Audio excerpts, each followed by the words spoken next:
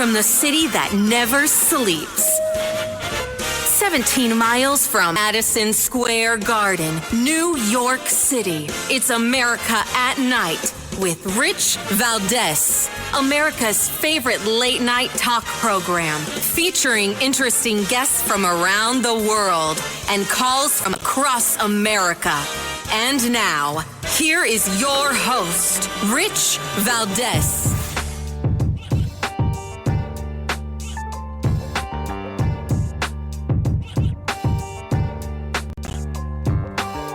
Hi there, good evening, and what's up, America? I am Rich Valdés, Valdés with an S, at Rich Valdés on all of the social media.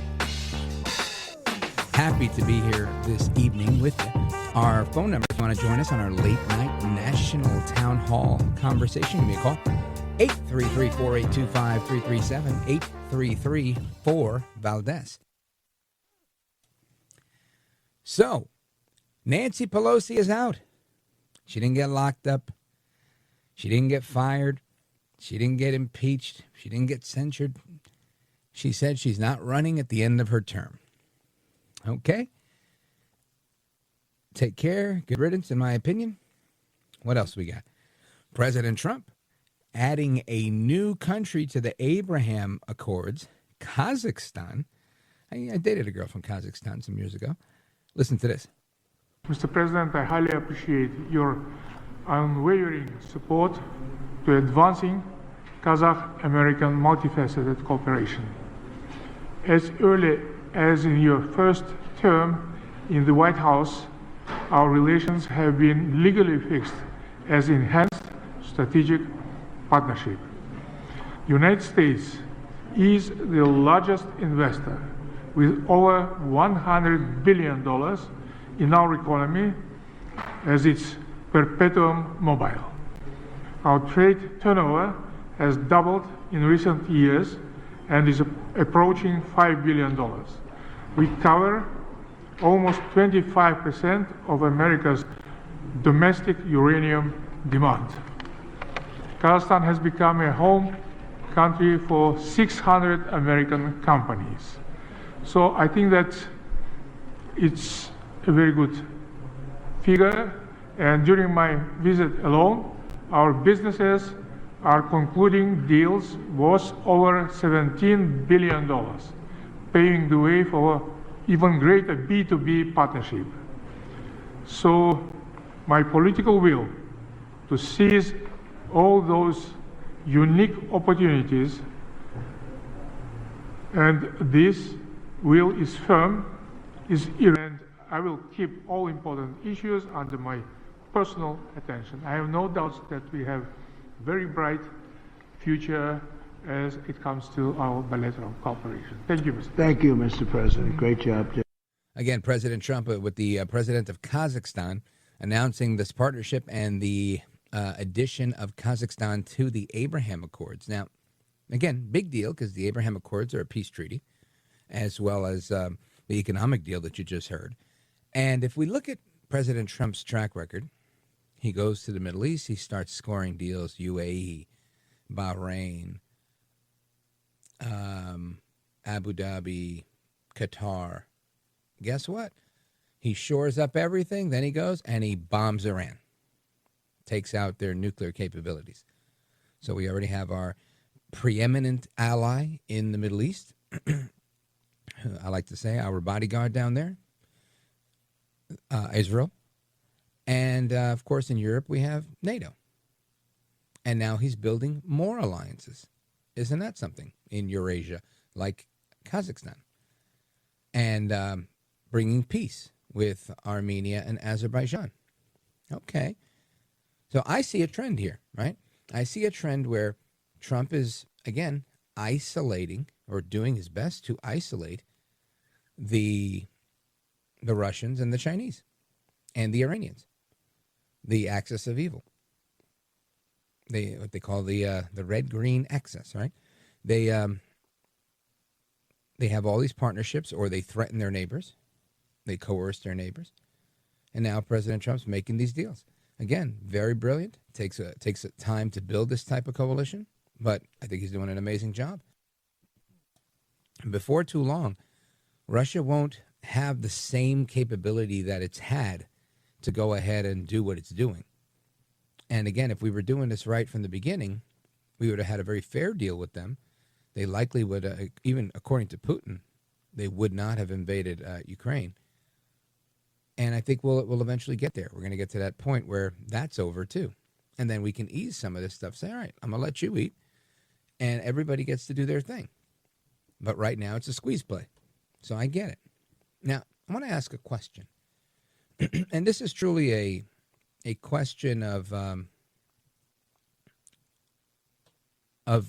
my position, which is ignorant here. There's commentary all over, and I'm not saying it's right or wrong or anything like that, about questioning Zoran Mamdani. And when you do, you are considered an Islamophobe. There is commentary all over about questioning Israel.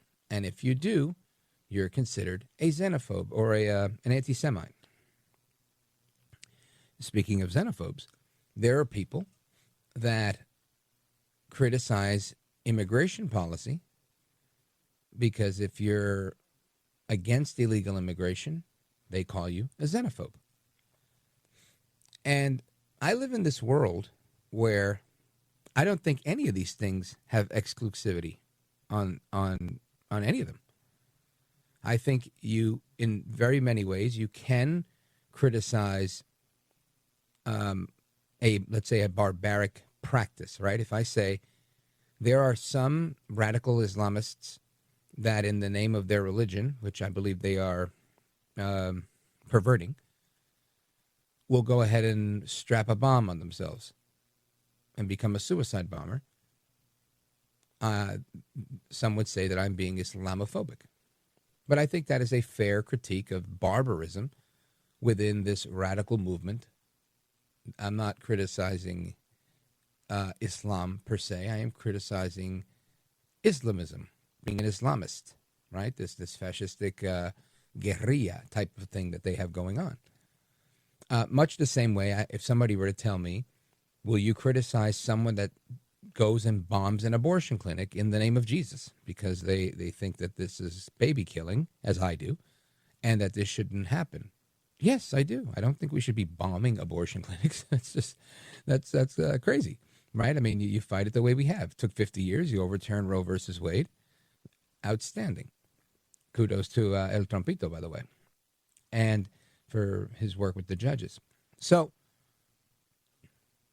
the point I'm making is you can have all of these situations, right? For years, I've heard people talk about, real hardliners on immigration.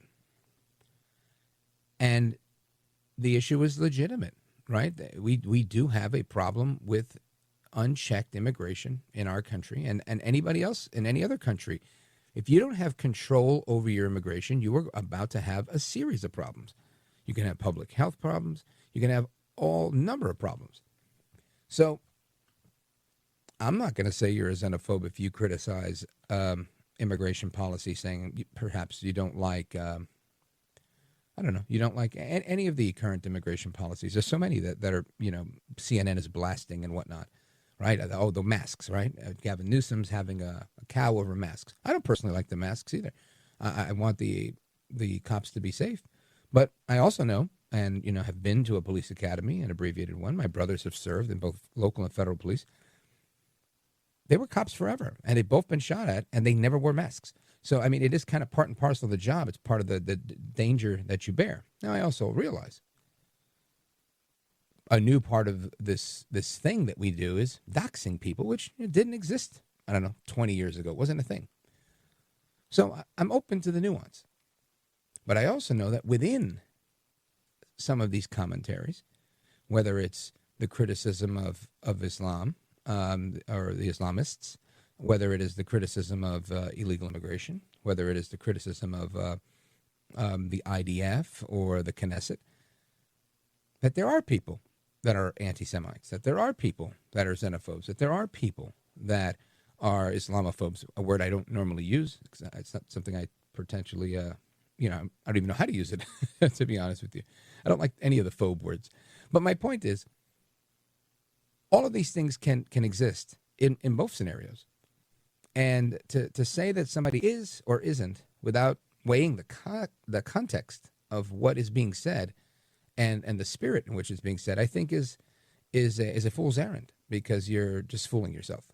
So I want to talk about that in a little bit with one of our favorite pastors. I also want to talk about what's going on in the world, right? Because there's a number of things going on in the world from the global perspective. And we've got so much happening whether it comes to refugees, when it comes to visa revocations, right? These are things that we've seen. 2 nights ago, we saw Zoran Mamdani accepting his victory as mayor, and he was doing it right next to Mahmoud Khalil. Wild, right? Just who thought this year was going to unfold this way by November with all that happened early in the year? So I want to find out what's going on with a number of issues, as well as the latest on Trump's trip to Asia with Tommy Pigott. He's a principal deputy spokesman at the United States Department of State, and he's joining us next. Don't go anywhere. This is America at Night with Rich Valdés.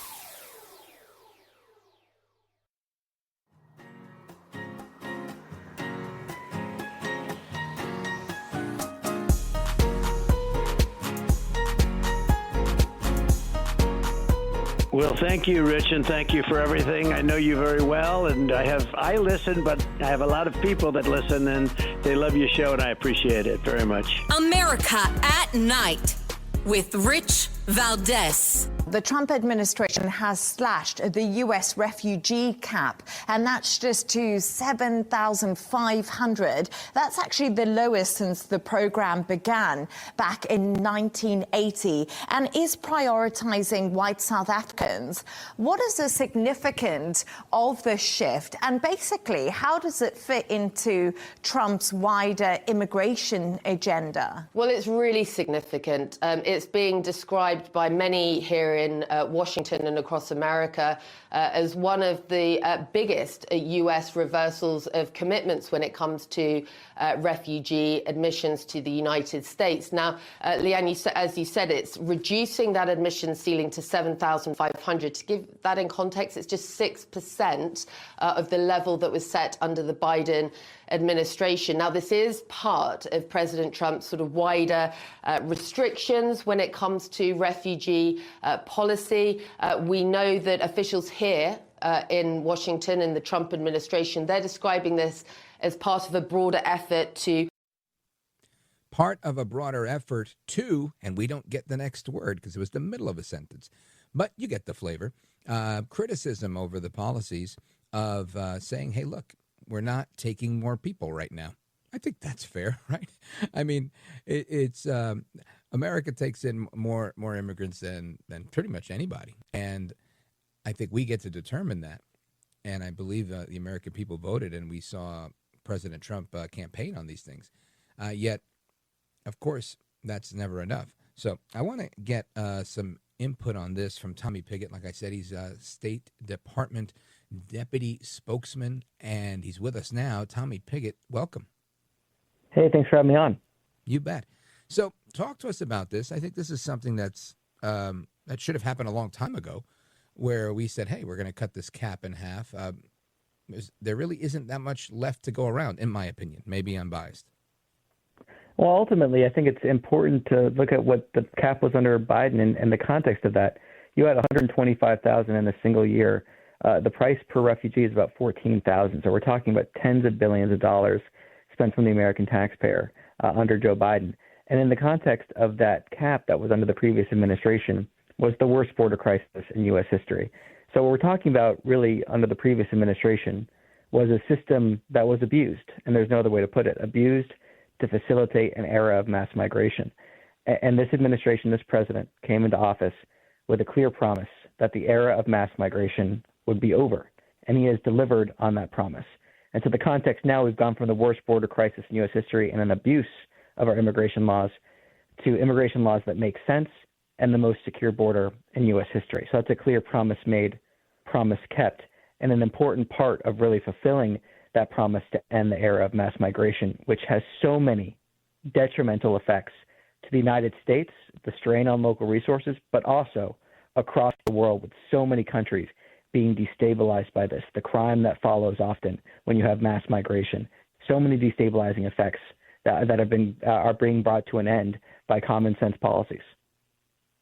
Now, Tommy Pigott, in the report we heard from Al Arabia television with Sarah Firth, she confirms something that I read in Breitbart, that when this cap was cut, many of the spots allocated were for white South Africans, and this is drawing criticism from people saying that it's somehow racist policy and whatnot. What's the rationale behind that, and is that in fact true? Well, first of all, I think people that are claiming that there's something racist about this policy could not be more incorrect. I mean, when you look at President Trump and his policies across the world to end conflicts, the life-saving humanitarian assistance, the global coalitions he's brought together for peace and prosperity, it's a ridiculous accusation. And I think ultimately when we're looking at this particular issue in this instance, we're talking about two real separate things. We're talking about a refugee cap under Joe Biden that was way too high, an abuse of a system that's being brought to an end. And then the second thing we're looking at is a clear identifiable problem that we're seeing government-sponsored race-based discrimination against Afrikaners in South Africa. And our policy, our refugee program is a response to those policies from the South African government, is a response to the policies that are doing nothing to stop the chance of kill the Boer and other sort of really violent chants that we're seeing. And we're seeing Afrikaners being subject to threats to their life and property. And when people apply for a refugee status, when they apply to be a refugee to the United States, they meet a consistent and standard. They meet a standard in order to be considered a refugee, and every Afrikaner that is admitted as a refugee in the United States meets that standard. So it really is two separate things. We're seeing a clear problem that the State Department honestly has identified since 1999. It's just the Trump administration is taking action to solve it. And on the second hand, the end of the abuse of the system. Now, Tommy Pigott, I guess on that same vein, President Trump has been a champion for talking about defending Christianity, in particular on the continent of Africa, whether it's in Sudan or most recently in Nigeria. Is there plans for opening such a program like you are for the Afrikaners for the Nigerians that are facing persecution from Boko Haram? Well, the president's been clear he wants to see the violence against Christians end in Nigeria. So we'll see a clear commitment from this president. We have seen a clear commitment from this president to address that issue. I think fundamentally what's an important part to remember here is that no one wants to be a refugee. No one wants to move from their home. And I think part of this is addressing problems we see on the ground and doing everything we can to solve them. And the president's been clear he wants to see this violence against Christians come to an end. Outstanding. Now, Tommy Pigott, I want to pivot here, but we have seconds to go on the clock. So when we come back, I'd like to get your response. But to set it up, the people in New York City have voted. They've elected a new mayor. This mayor, people have suggested, should be deported for his commentary and all sorts of things like that. But somebody that was at his victory party was somebody that we, in fact, did try to deport, and Secretary Rubio, I think, took the appropriate action to revoke his residency. And here he is, I guess, because he's still in the legal battle. So I want to get your take on that and on the revocation of visas, because I think that's also an appropriate step for moving forward. Tommy Pigott, stick with us, amigos. We're coming right back. I'm Rich Valdés.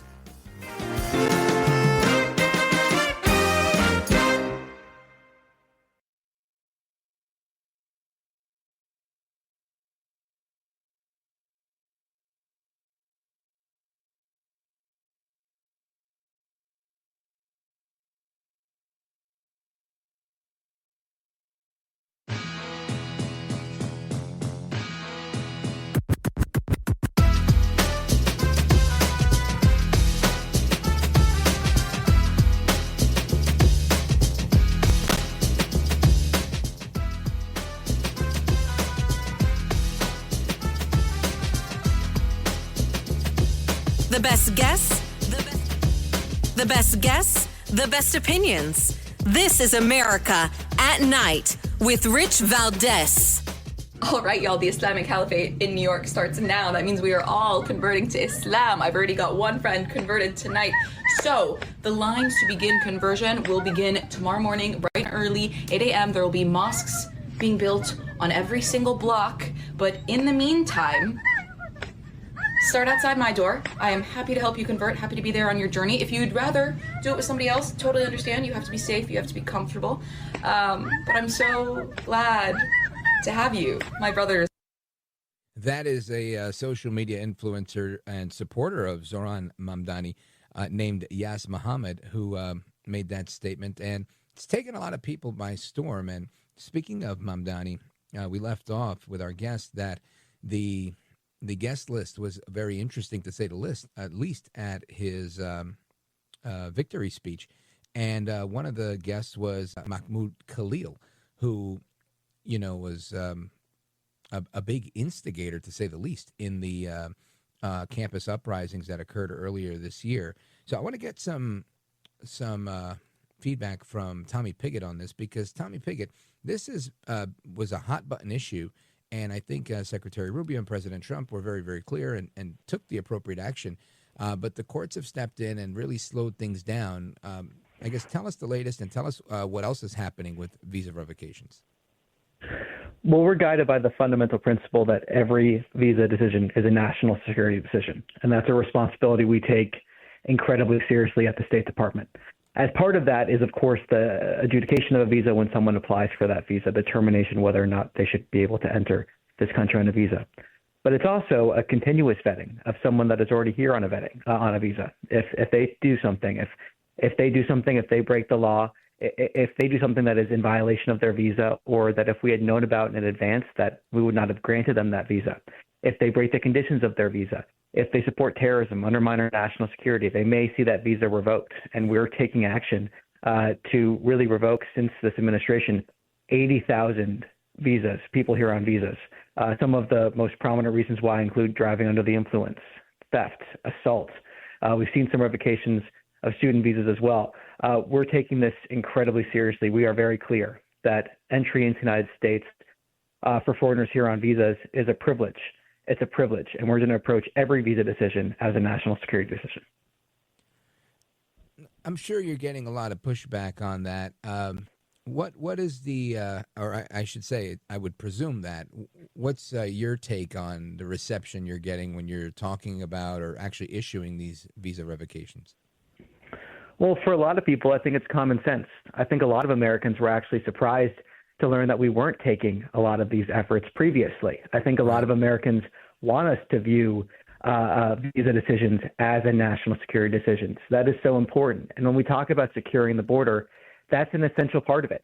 We always think of the southern border when we think of the border and the border crisis, but having a common sense visa policy that has the proper vetting in place is so important as well. So we're taking that very seriously, and I think Americans expect us to take it seriously. And a lot of the reception we're seeing is people saying, this is common sense, this is what we should have had forever. This is something that should have been in place for a long time. Now, 3-4 weeks ago, going back to Mahmoud Khalil with his situation, with his green card, an immigration judge ordered him to be deported. Then, seems like 2 weeks ago, another judge, appeals judge, says, I'm not sure if this is happening. What can you tell us? What's the latest on this? And, I guess, what can we expect from someone like this that, in my opinion, was a very big instigator? Well, I can't get into specific cases for a variety of reasons, but what I can say, just generally speaking, is that we are determined at this policy to make sure that we are enforcing our immigration laws, we are enforcing our visa laws, and that if someone takes actions that is counter to the national security of the United States, breaks our laws, breaks the conditions of their visas, that they may see that visa revoked. So we're undeterred in that policy. We're going to continue forward in that policy. And like I said, I think it's a policy Americans expect us to have, want us to have, and are appreciative that we do have. Yeah, I'd agree with that. And Tommy Pigott, Principal Deputy Spokesperson for the United States Department of State, Secretary Rubio and President Trump making a lot of moves, globe-trotting all over the place. And there was a big Asia trip recently, lots of victories, I think, coming in from that with respect to investment in the United States, as well as building relationships, even today, with Kazakhstan, getting on board with the Abraham Accords. Talk to us a little bit about some of these diplomatic relations that are, seem to be developing in a very positive way, in particular as a result of the Asia trip. Yeah, I had the honor to be able to be on the ground for much of that trip and see the enthusiasm that countries have when President Trump is there. There was one night actually that had a bit of free time, if you will, got to go out and have dinner, and it was just a hole-in-the-wall spot in Tokyo, and everyone there was talking about President Trump. I don't speak Japanese, but you can hear Trump all throughout the restaurant. And, it was very clear the enthusiasm that was there, and a real golden age for this alliance. And the takeaway from this trip for me was really peace and prosperity. You have the peace deal to start the trip that he signed when he was in Malaysia between Cambodia and Thailand. A witness to that was happening because of President Trump's leadership. You had supply chain deals that were signed across the board, energy deals that were signed, technology partnerships. And those are so important for our economic prosperity, but they also have a national security component. If you think of the importance of supply chains in the 21st century, having a secure supply chain, as we all learned recently during COVID, is so important. And the president is playing the long game here. He's saying we're going to have strong supply chains that mean that we have a strong economy, but that also means that we have a strong national security. So the president achieving so much in just a short time, from the enthusiasm that was on the ground with so many of these countries, to the supply chain deals, the energy deals, AI deals, investment coming into the United States. I mean, the list goes on. And then, of course, that highly successful meeting with Xi Jinping at the end were clear takeaways for the American people, the purchasing of farm products, the flow of critical minerals from China. There are so many different things the president delivered on that trip, and it was an honor to see him in action. Yeah, I bet. And I'll just share a personal story with you. I don't know, 6-7 years ago, maybe 2018, 2019, I was with a colleague of mine named John Batchelor, who's a fellow broadcaster, and he got to do a special show, a broadcast from Tokyo.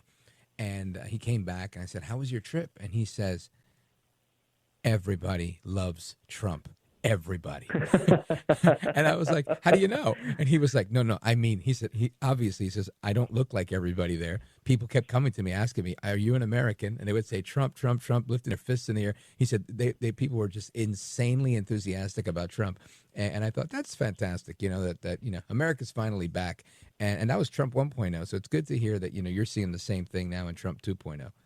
100%. I mean, it was a contagious enthusiasm. And I think you see that actually in so many different ways when President Trump approaches foreign policy, that success leads to more success. People see the deals that he's signing. They see the peace that he's brokering. They see the fact that America is back, and other countries want to be a part of it. You see that. You see that on the ground, and it's not just some theoretical thing. Real people living their lives just want to live in peace and prosperity. That's what people want. They want to provide for their families. They want to have a better life for their children than they have currently. That's the true human impulse. And the president is leading on this in a global stage while always putting America first, always having that be the goal, always delivering for the American people, representing America, delivering real results for the American people, always guided by our national interests. Well, Tommy Pigott, you keep doing what you're doing, brother. You and Secretary Rubio and President Trump, you guys are doing an amazing job. And looking forward to having you back. Maybe we could talk more about what's going on in Venezuela and with Latin America, because there seems to be a lot of developments there. Amigos, we're on with Principal Deputy Spokesman for the United States Department of State, Tommy Pigott. Tommy, let everybody know if they want to keep up to speed with you and see your updates. Where do they go? They can go to @State Deputy Spox. So it's a bit of a mouthful, but it's the state, like State Department, Deputy Spox on X, and that's the best place to go. Outstanding. Tommy Pigott, thank you, sir. You're a gentleman, a scholar, and a patriot. Godspeed, brother. Thanks for having me on. Appreciate it. You bet. And amigos, we're coming right back to you, your thoughts, your calls, your opinions, and so much more straight ahead. This is America at Night with Rich Valdés. Call now, 833-4-VALDEZ. That's 833-482-5337. 833-4-VALDEZ. That's Valdés with an S.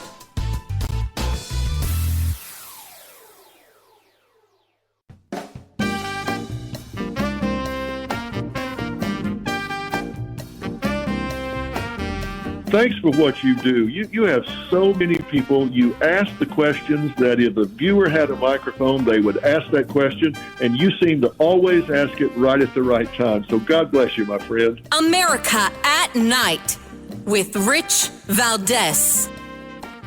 All right, amigos, welcome back. Rich Valdés keeping you company this evening.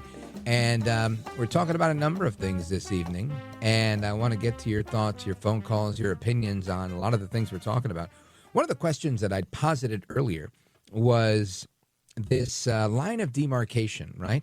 You know, if you tell me, you know, I'm really concerned about illegal immigration, and I think we have to have a fair immigration system that benefits the country, I would agree with you, right? If you tell me illegal immigration is a huge problem because we are losing what we know as American culture because we have unchecked illegal immigration, I will agree with you.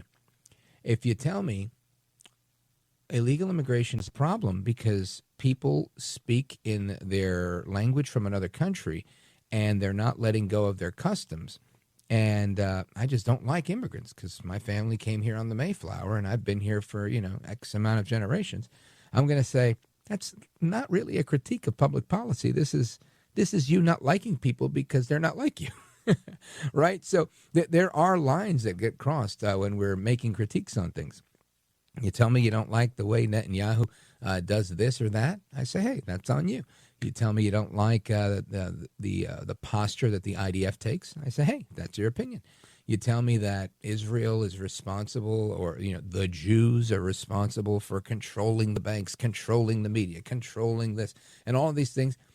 If we ask a few more questions, where do you think that leads? Right? It leads to you have disdain for the Jews. Just like immigration, you may have disdain for Hispanics or for people that are from other parts of the world. And likewise, the same with Muslims, right? You can say, hey, this is an issue. I think there's a radical element among them that is a national security threat to our country. Or you can say, I just don't like them. It's incompatible with Christianity, and we don't like that. Of course, that's not what our country was founded on. So obviously why we have people from all faiths, including Wiccans and all these other things that many of us don't like. So that's the point that I was making when I opened the show, because I feel like, you know, there's always going to be a couple of bad apples in the bunch, right? It's just how life works out. But it doesn't mean that we're always that way. Karen, Joplin, Missouri, KZRG. Go right ahead, Karen. You're on with Rich Valdés. Hi there. Yeah, I agree with you exactly. And, you know, when they do stuff that we think, oh, my gosh, why did he do that? Well, we don't have all the facts. If we knew everything that Netanyahu knew, maybe we would agree with what he did. But, you know, some of these other people, too, even some of the Hamas, maybe. I don't know if I'd actually agree with anything they would do, but somebody might. Anyway, but, yeah, I think we can agree, especially here in the United States. I mean, we're adults. We can, you get two people and you got two opinions, and they probably aren't exactly the same. But we can disagree without deciding that, oh, that other person needs to die because of their opinion, or that we need to blow up a building, or we need to be vicious. You know, we can do that without being vicious and destructive. I agree. When you start doing that, then your rights have disappeared because you're being a criminal now. You're doing criminal stuff now.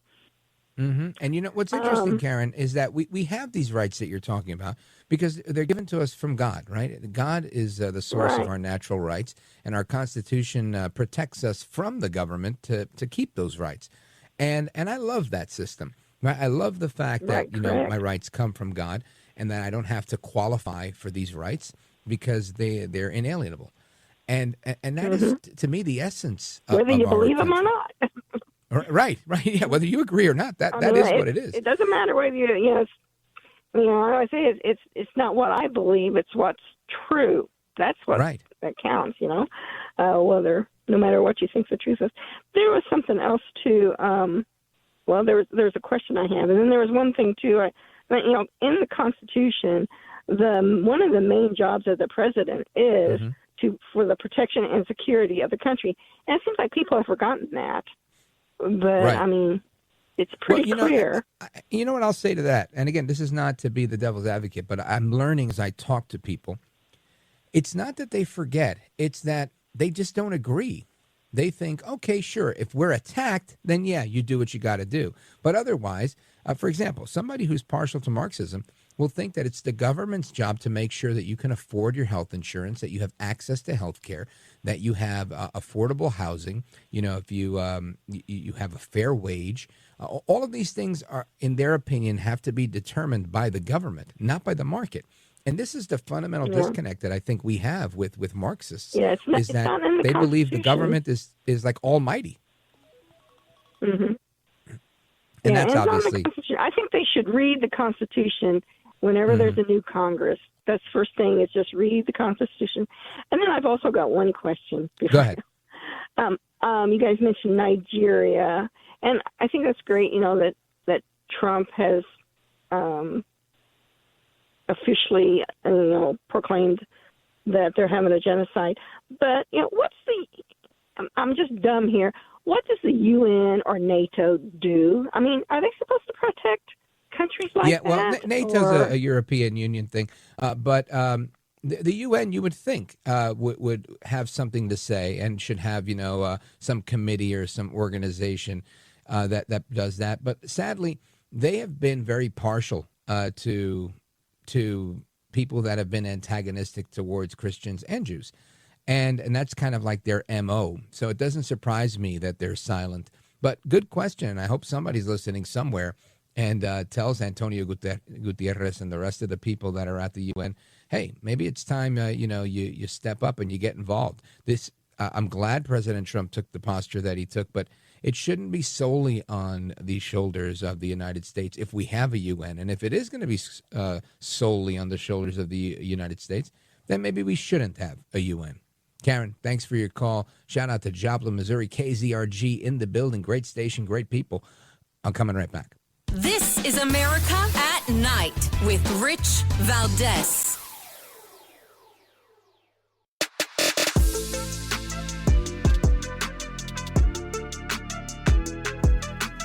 All right, amigos, welcome back. And listen to this. Big deal, making America skinny again. Well, really, it's making America healthy again. President Trump announcing today that he's made a deal with Eli Lilly, the pharmaceutical company, as well as Novo Nordisk, to slash the cost of weight loss drugs, which are also diabetes management drugs. And this is a really huge deal. President Trump announced this deal with Eli Lilly and Novo Nordisk to slash these prices in this landmark effort to expand access to these very expensive but very effective treatments. This agreement will lower the prices of GLP-1 drugs on Medicare and Medicaid, and it's going to offer the treatments directly to consumers at a discounted price on a website the Trump administration is launching in January called, get this, TrumpRx.gov. I love it. He's a master when it comes to marketing. And this is exactly what Americans need. When you talk about making America healthy again, just if tonight's your first night listening to the show, welcome. Thank you. Bienvenido. Happy you're here. However, if you've listened for, the last 3 or 4 years, clearly, or before that, if you were in Philly or in New York, you know that I've talked to so many doctors about not only this, but about everything, cancer, you name it. And they all say the same thing. People have to lose weight. We're too fat. So guess what? We will make America healthy again. We will cut the rate of cancer. We will cut the rate of diabetes. We will cut the rate of death and all of these comorbidities if people lose, 20, 30, 40, 50 pounds. And that's fantastic. I lost 80 pounds, most of it the old-fashioned way, right? Just by changing how I ate. Then after I lost 40 pounds, I started doing some exercise. I lost another 20. And then the last 20, that was tough.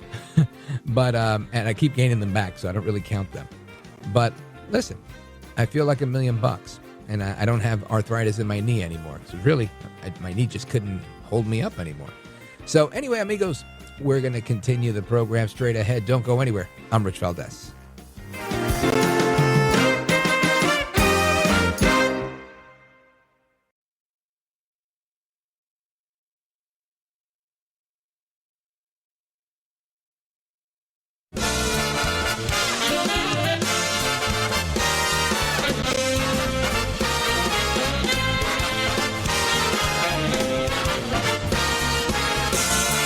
Live from the city that never sleeps. 17 miles from Madison Square Garden, New York City. It's America at Night with Rich Valdés, America's favorite late night talk program, featuring interesting guests from around the world and calls from across America. And now, here is your host, Rich Valdés.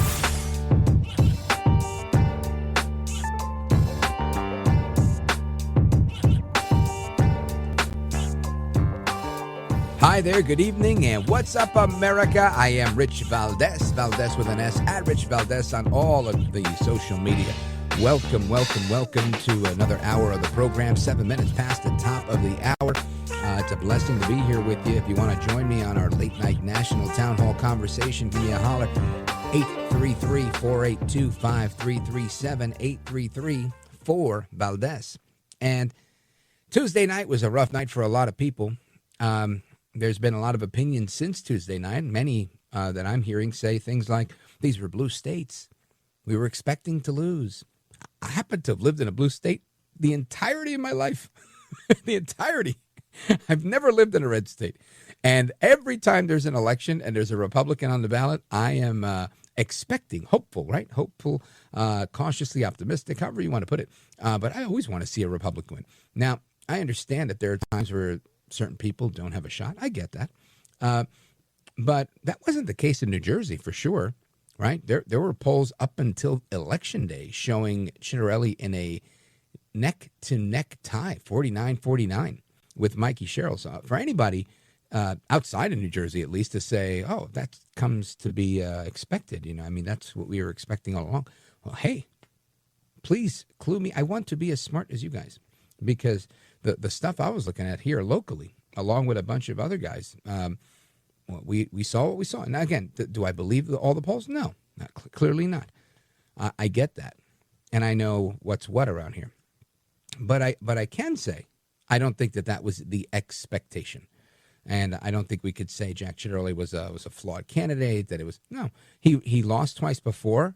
Each time he lost by a little bit, right? He gained a lot of momentum each time.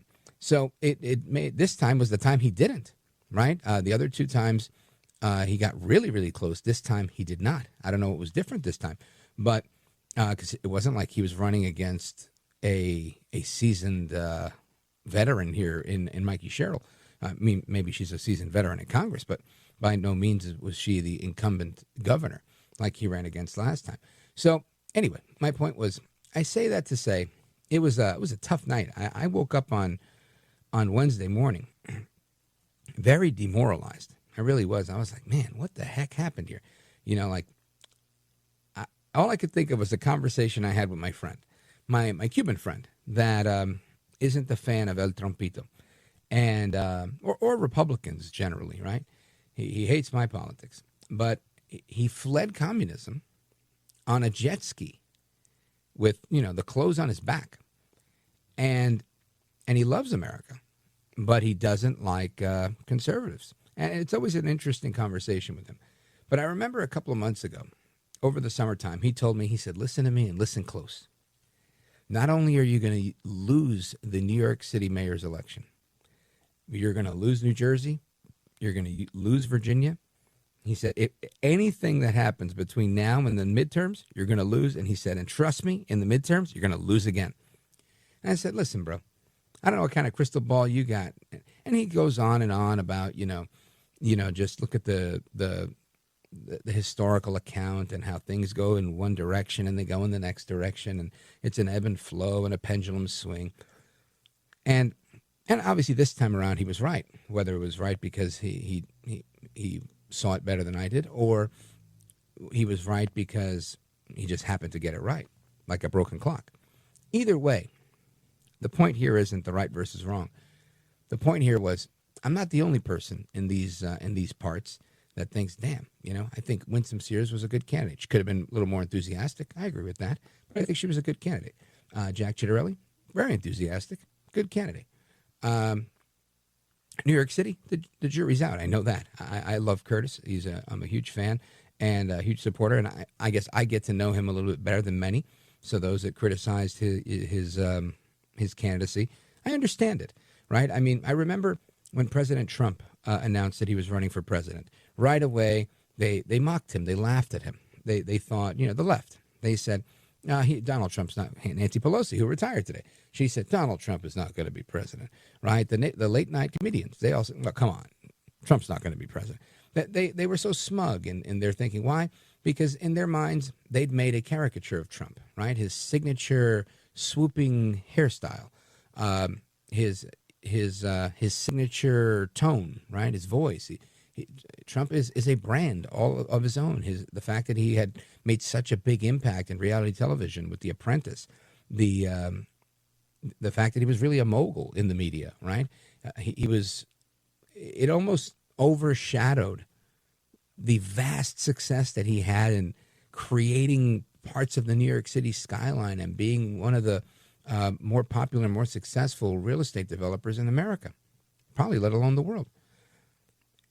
And I think the same thing happened to Curtis Sliwa, right? I think the fact that there was the part of Curtis Sliwa that was the founder of a safety patrol movement that started as something small in New York City in the 5 boroughs in the Bronx and then grew into something more statewide, something more nationwide, something international, and still is international. And it's quite remarkable, I think, what Curtis was able to achieve with the Guardian Angels and still maintain. And that side of him is very different. The Curtis Sliwa that's getting bicycles thrown at him or frozen water bottles thrown at his face or hammers across his jaw, all of which I've seen, is different than the Curtis Sliwa that you get on the radio, right? Because Curtis Sliwa on the radio is an expert entertainer, just like Trump with "you're fired," right?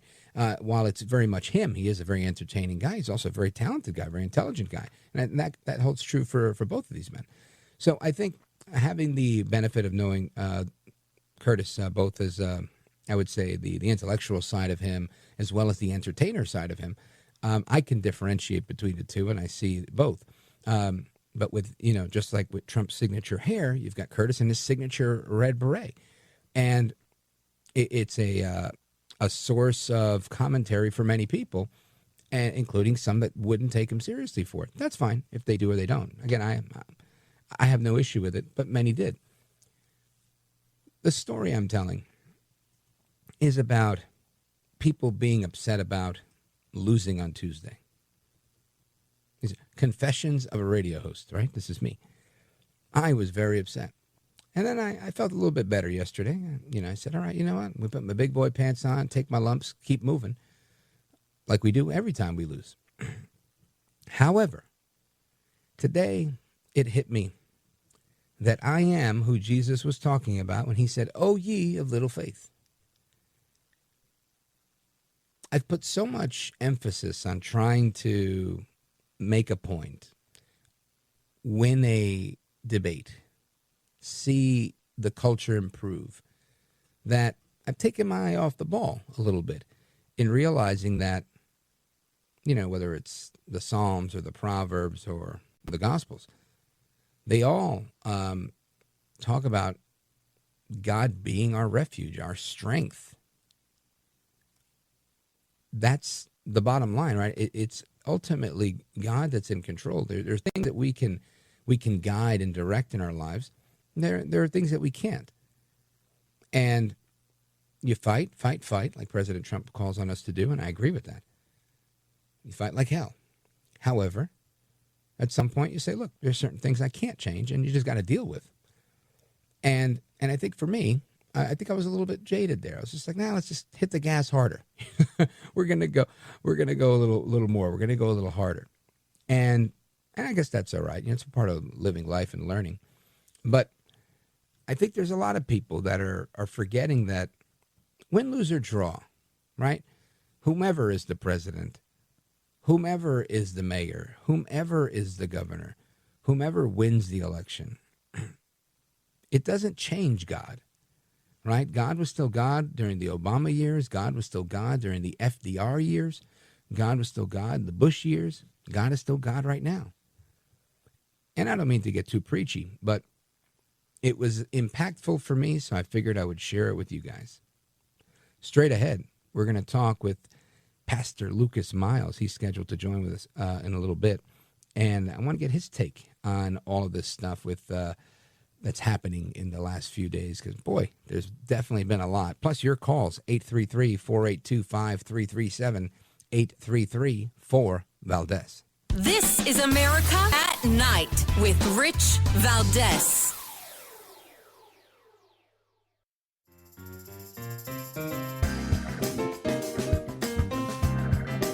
By the way, your ratings are up. Congratulations. I had somebody. It's always nice to check.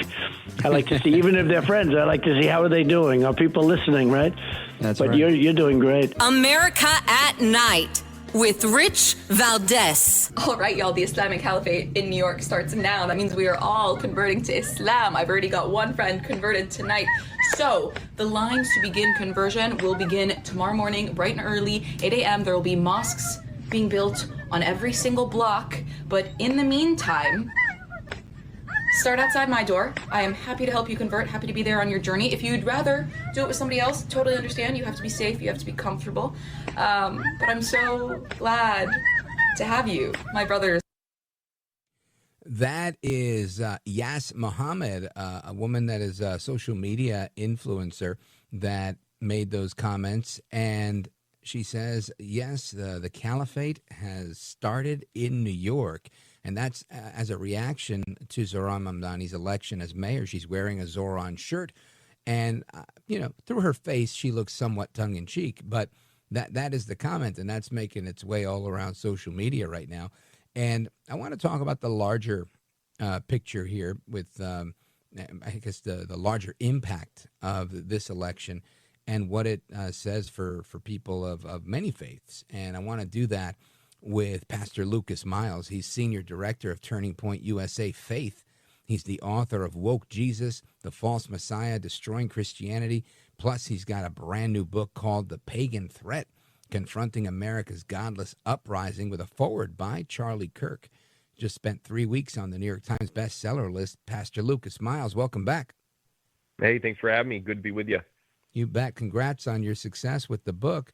And you just heard, you're welcome. You heard this woman, Yas Muhammad, making this statement that the caliphate has begun. Get in line, to convert to Islam at your local mosque. I laugh because I think it's just, she seemed like she was, funny but not funny as she was saying it. Your thoughts? Yeah, look, I think that this is the concern. I mean, we've seen a major shift take place here in New York City. This is not just democratic socialism. This is a democratic socialist Muslim. Those two things don't really go together. Muslims and socialists typically are not friends. One is a totalitarian system that is based upon a religious zealousy. The other is, at least presents itself as sort of a, we're all in this together and take care of everybody sort of mentality. And these two have fused together, I think, to form, really a monstrous and dangerous ideology that I think we haven't even yet seen the full impact of. But this is not going to be good for New York. Now, I look at this and I think there are people that are very concerned with this. And I wonder, playing devil's advocate here, would they be as concerned if I, read scripture and said, every knee shall bow, every tongue shall confess? And obviously, I don't see any issue with that, but I subscribe to an absolutist faith that believes in Jesus. And aren't they just doing the same? Absolutely not. There's a major difference between Christianity. There's actually quite a few major differences between Christianity and Islam. First off, when you look at how Islam converts people versus how Christianity invites conversion, it's very different. Islam is a religion that uses force for conversion. Christianity offers an invitation. Christianity actually allows for religious pluralism. In fact, we would say, look, we hope you come to know Christ, but we believe that God has given us the dignity of choice, that if that is not your choice, if you reject him, then there's no violence against you, there's no threat against you, there's no persecution against you. In fact, we will try to be even nicer to you, to demonstrate to you God's love and his heart for you and his grace towards you in order to hopefully win you over for the gospel. Islam is different. Islam advances in several different ways. When they are in a position of essentially minority power, they will use immigration for the purpose of getting into a majority position. Once they're in a majority position, we will start seeing the Sharia law. We'll start seeing force. We'll start seeing the caliphate mindset in order to use forced conversion in order to move forward. This is something that's well documented, but it's always a combination of immigration and or the sword in order to move that forward. And yeah, there's a lot of Muslims that are great people. I want to be clear. This is an issue with Islam. It's not an issue with every Muslim. There are wonderful Muslims that are doctors, that are lawyers, that are school teachers, that love this country. And we have to make sure that we separate the people, the individual people, from the ideology. But I think what we're seeing take place in New York right now is an ideological movement, and that should be concerning to people.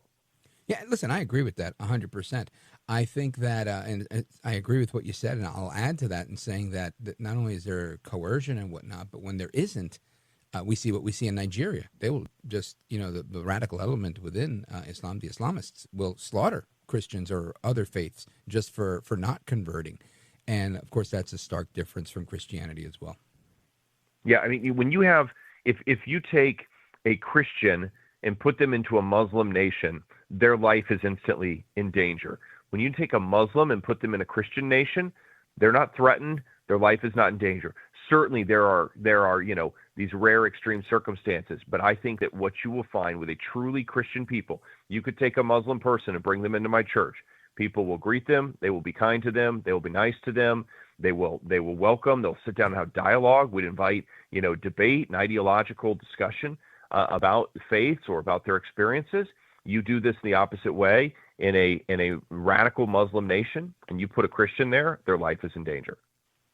Yeah, that's a fair point. A sad point, but a fair point. Now, I guess in a minute we're taking a pause and we're coming back. But Pastor Lucas Miles, Senior Director of Turning Point USA Faith, your thoughts on how this begins to unfold in New York City?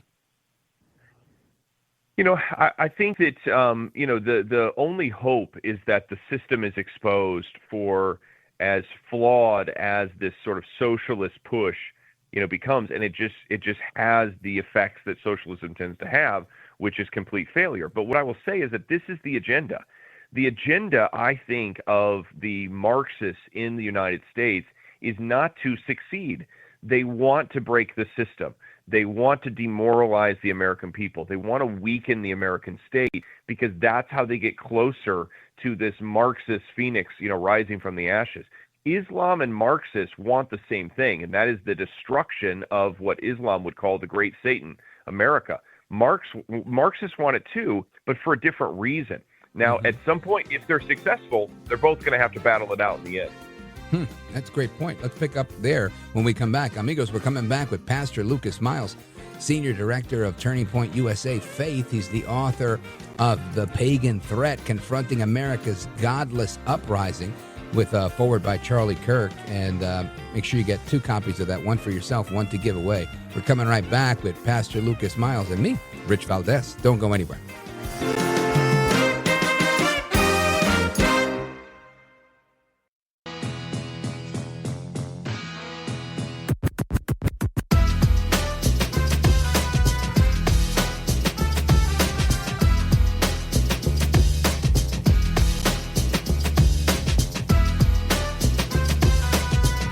Look at Rich Valdés. He's now a radio host, and he's a great radio host. America at Night with Rich Valdés. But I think he missed an opportunity. I think the Mamdani that we saw on the campaign trail, who was a lot more calm, who was a lot warmer, who was a lot more embracing, was not present in that speech. And I think that Mamdani is the one you need to hear from tonight. There are a lot of people trying to figure out, can I get on this train with him or not? Is he going to include me? Is he going to be more of a class warrior, even in office? I think he missed a chance tonight to open up and bring more people into the tent. I think his tone was sharp. I think he was using the microphone in a way that he was almost yelling. And that's not the Mamdani that we've seen on TikTok and the great interviews and stuff like that. So I felt like there's a little bit of a character switch here where the warm, open, embracing guy that's close to working people was not on stage tonight, and there was some other voice on stage. That is Van Jones on CNN election night talking about Mamdani switching up, becoming more aggressive, taking on this fiery tone, citing Eugene Debs, the socialist from the 1800s, and really just taking on a totally different tone. And I agree with Van Jones on this one. I think he's right. It was a fire and brimstone sermon coming out of Mamdani, except it wasn't about fire and brimstone. It was about Trump and how bad capitalism is. And that's what we saw. That was the shift that we saw. And I think that's why so many people are so nervous about what is to come in New York City. We left off on that point with our guest, Pastor Lucas Miles. He is the author of several books.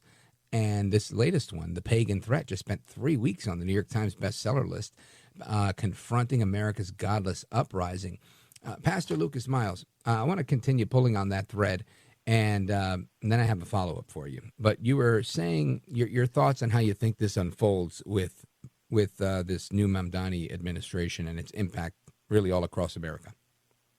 Yeah, I think that, what we're seeing here is this hybridization between beliefs, that you have democratic socialism, which has sort of been probably the major framework among New Yorkers for some time now, just as they've been impacted by, leftist ideology. And then, really in many ways, you have kind of the complete opposite of that in Islam. And now you're seeing those two things unite under Mamdani. And so this is something that is kind of, it's new. We don't know how this plays out fully, but it's concerning because I think that he has the religious zealousness of a radical Muslim, and he has the tools and the framework and the economic system and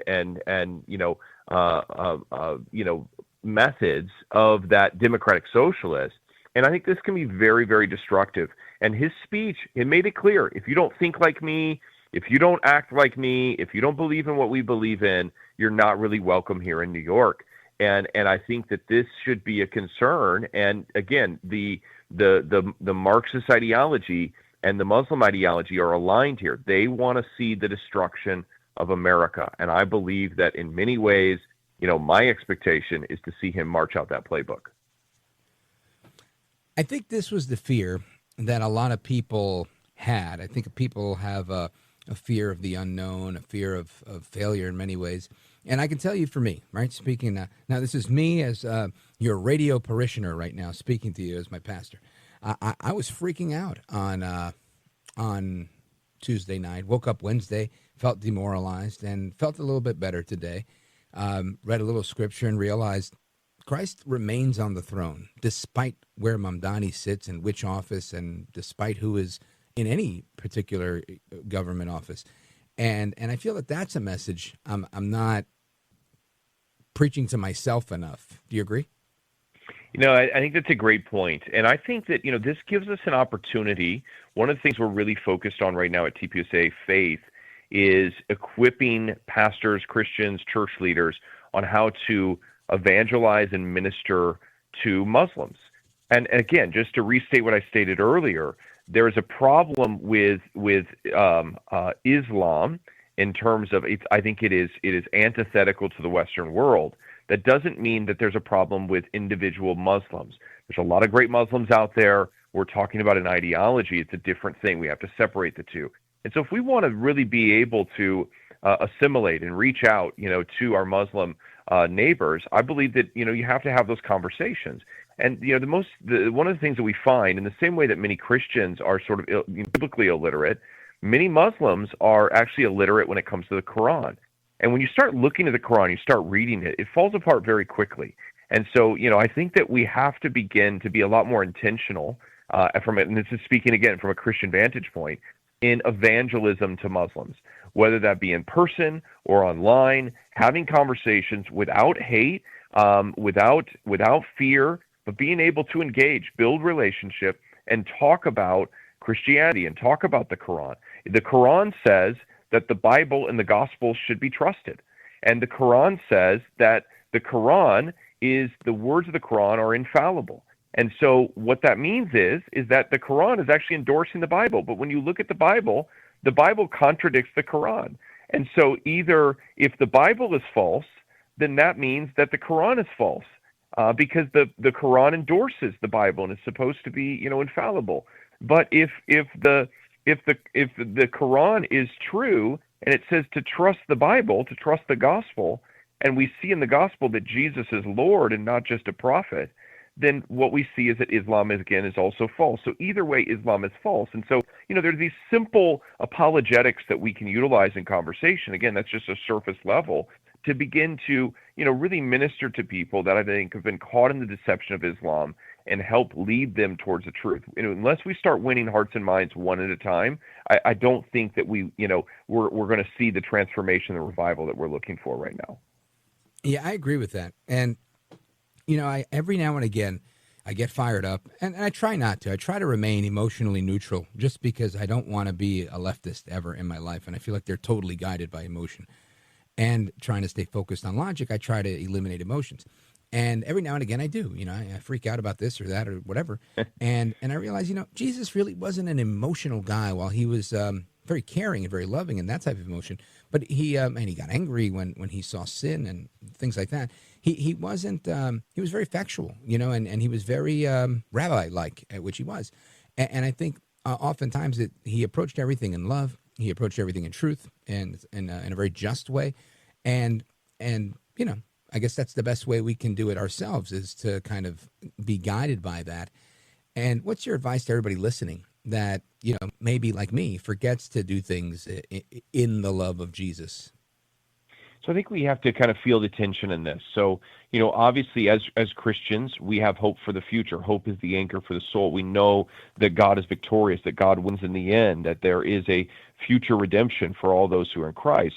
We also recognize that in this world we will have troubles, but the Bible says, take heart that Christ has overcome the world. And so, we find that balance of the now and the not yet. Now, what's important that we don't do is that we don't just stick our head in the sand and say, well, eventually God's going to rescue us in the sweet by and by, and it doesn't matter what happens here. We have to be engaged. We're called to be good stewards in this life. And so that involves using our vote, using our voice, using the gospel to minister to others, serving in such a way that the light of Christ is demonstrated, to the world, and standing against false ideas. We see in the Gospels, Jesus stands strong, against falsehood. We also see the Apostle Paul and others stand strong against heresy and false ideology. And so when we see these ideas presented, we don't remain silent. We don't shrink back. If we learned anything through, my boss and friend Charlie Kirk, it is that it is worth it to stand strong, even at the threat of losing your life, in order to do what is right. And I think that is a call and a reminder for every single one of us that there is still work to do. Yes, we believe that God is victorious in the end, but we continue to do our part today to try to win over as many people as we can and try to push back evil in this realm.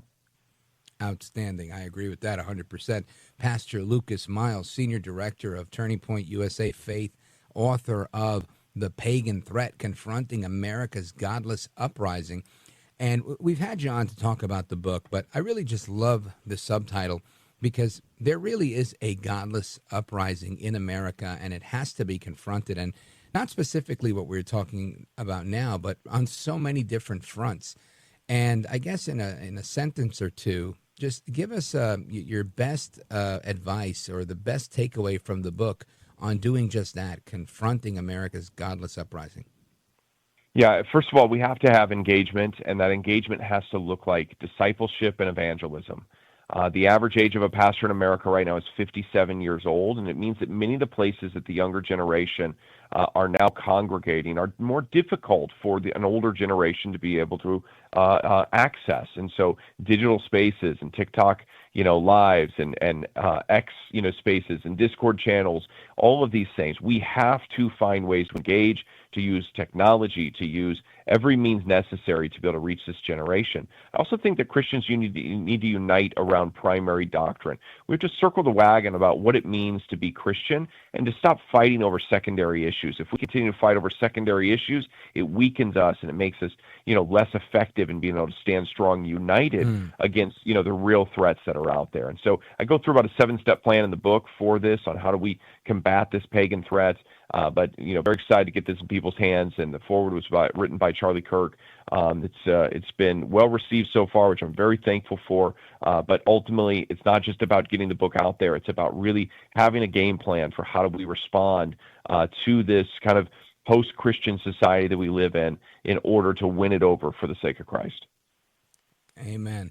Pastor Lucas Miles, check out his website, lucasmiles.org, or TPUSA Faith for his Turning Point work. I appreciate you being here, brother. Godspeed to you, Pastor. Thank you, sir. Thank you. Talk soon. Yes, sir. And amigos, we come back. Your thoughts, your calls, your reactions, and so much more. Don't go anywhere.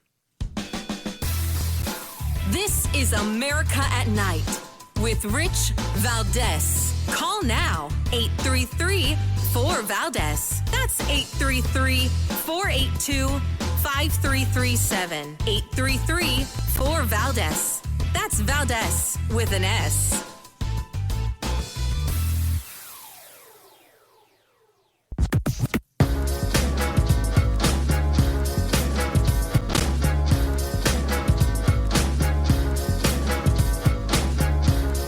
Call now, 833-4-VALDEZ. That's 833-482-5337. 833-4-VALDEZ. That's Valdés with an S.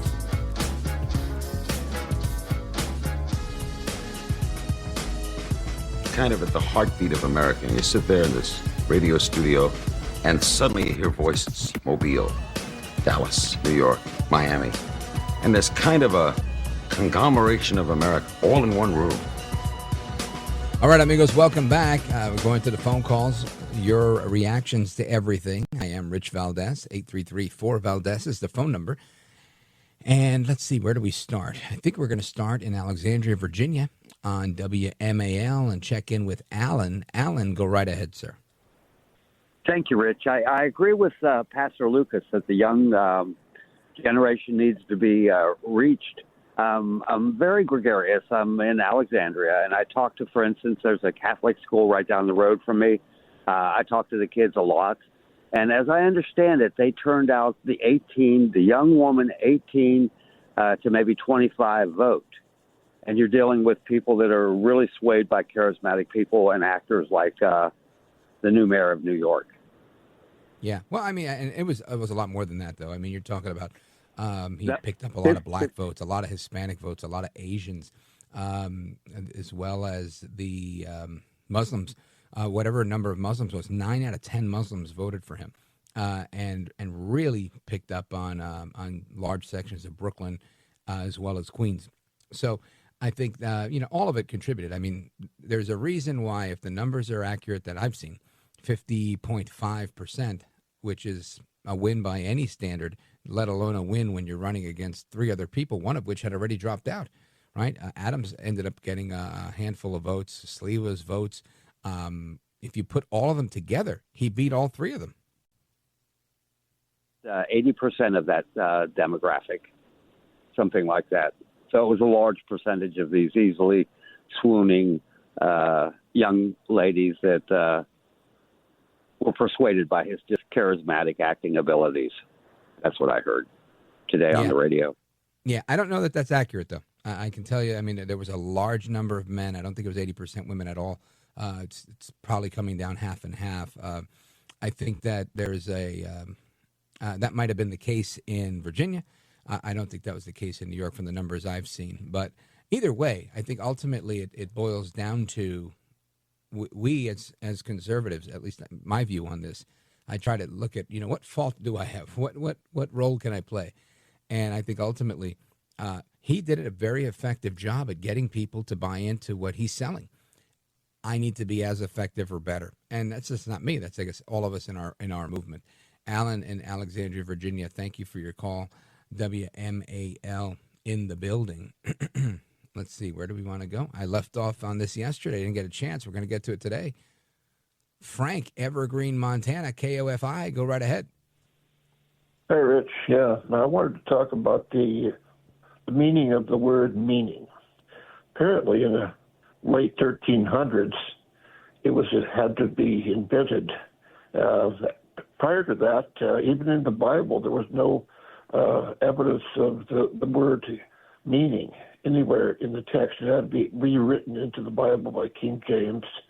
And then also the Quran and all these other Islamic Bibles, they didn't have the word either, but the equivalent was God willing. And then it was significance was added through English law, legal libraries, but the common people didn't have the right to think or speak. They were that's very true. And not long ago, we celebrated the anniversary of the Protestant Reformation, which was really based on that premise that you just raised, right? The 95 Theses. Martin Luther, it was because he felt the people should have access to read the Holy Scriptures, and they should not have to rely on a priest that spoke Latin or Greek or Hebrew or whatever, and or German or whichever language, right? That they wanted these things translated, and people should be able to read it. I wasn't aware that the word meaning wasn't included, but I appreciate the lesson on etymology, and thank you for making me think about that in a larger context. Frank in Evergreen, Montana, KOFI. Thank you, sir. Amigos, I'm taking a pause right here. We're coming right back. More from you in America, 833-482-5337, 833-4-Valdés. This is America at Night with Rich Valdés.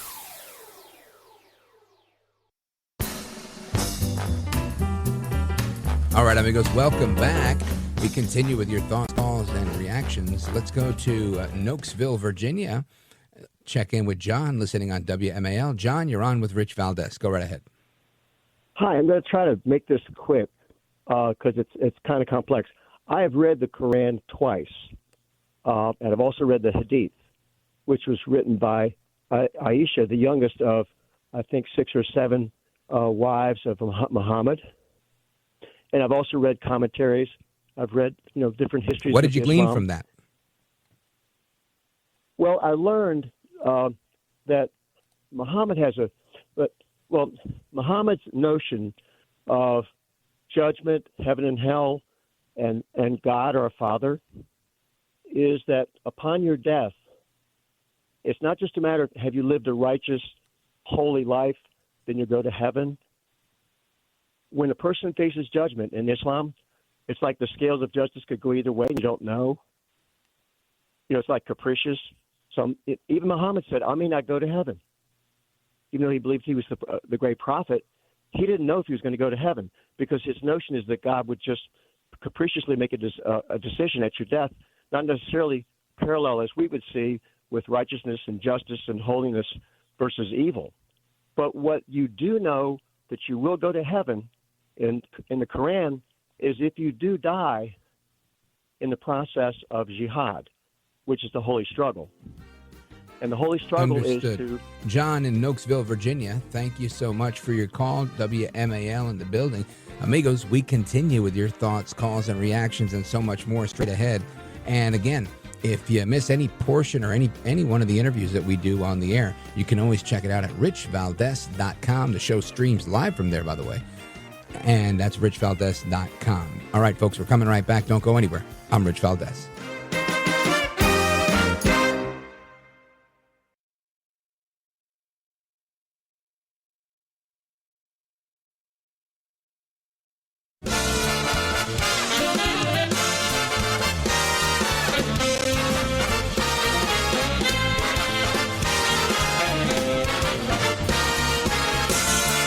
Live from the city that never sleeps.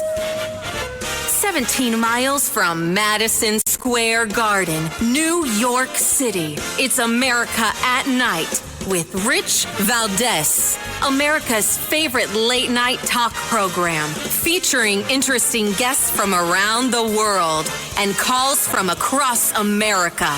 And now, here is your host, Rich Valdés.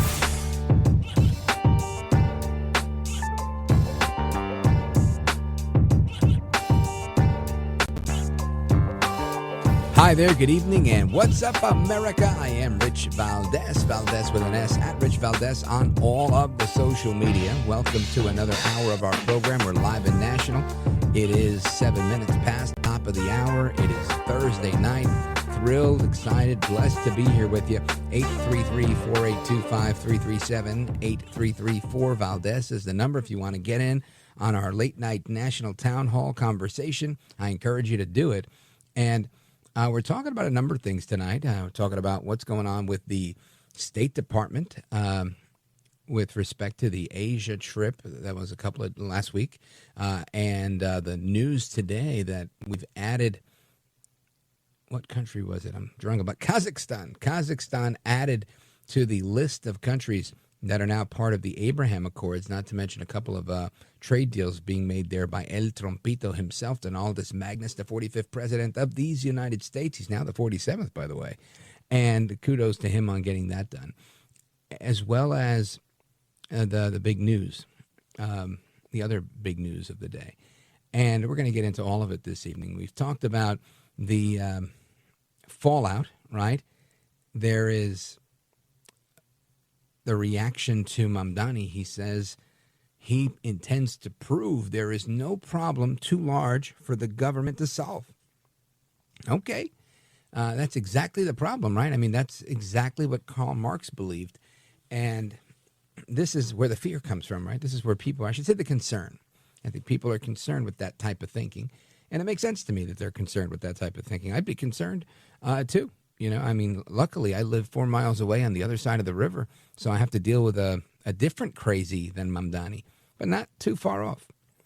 Because to me, birds of a feather flock together, and they're all kind of similar here.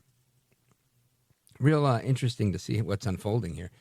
Let me see. There's something else that I wanted to bring up. I feel like I'm missing a big story. Oh, yeah, President Trump. President Trump announcing this deal to cut drug prices. This was big. I mentioned this in passing a little while ago, but I want to bring it back just because it's a big deal.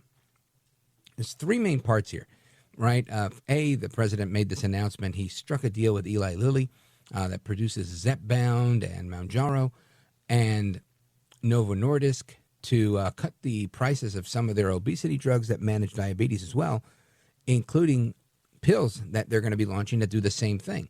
Now, this is a landmark effort, and it's going to expand access to these very expensive drugs, but it's also going to expand access to these treatments that are incredibly effective. And these agreements are going to lower prices of a drug class called GLP-1 drugs, which are hormones, if I'm not mistaken. The GLP-1 is a hormone and a peptide or a peptide that becomes a hormone, or a peptide that manages a hormone.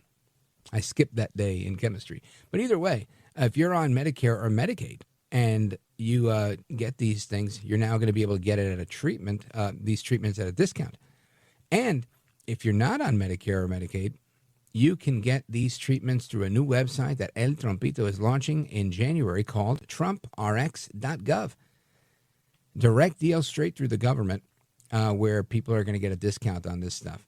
Now, these deals are likely, at least according to CNBC, the most politically significant announcements to date. I would say there's been plenty of political announcements that were very significant, but this is the one they've chosen to highlight, and that's fine. I stick with it. I think this stuff is really good.